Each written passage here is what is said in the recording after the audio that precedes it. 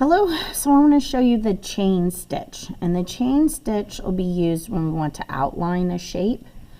And so it's similar to the running stitch, and I want you to keep in mind we have these two threads that are side by side. So when we sew, we have two of them. So you're going to start at the end of your practice sheet or your practice piece of felt, and you're going to pull till you get to the knot, and then you're going to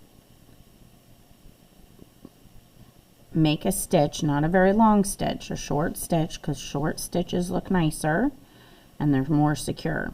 And you're going to pull that down, and then you see how you have these two threads.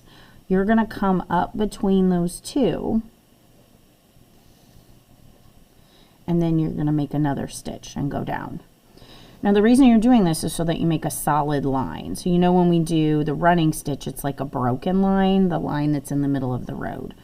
This stitch, we're trying to make a stitch that is a continuous line. So you put your needle through the two pieces of thread and then go stitch down.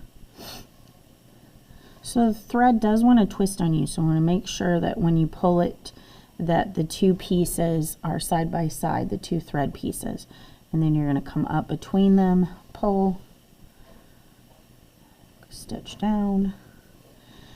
Make sure they don't twist when you pull down, that they're side by side. Okay, and then you're going to come up through the two threads in between, pull, and stitch down.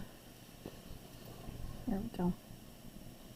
And then I'm going to come up through the two pieces and back down. So long stitches look sloppy.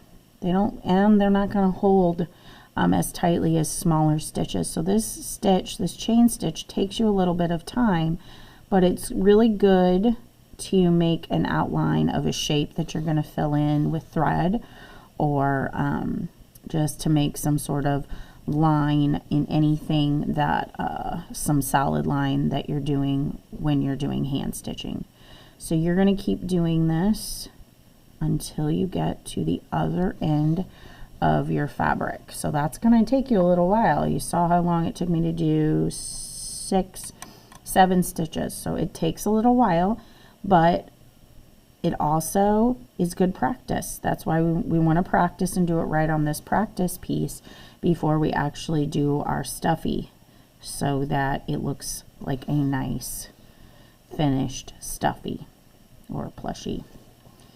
Alright, so I'm just going to continue to work on this till I get to the end, and then when I get to the end, I'll make a knot on the back. And you can see on the back here, it looks like a broken line, almost like a running stitch, but a broken line.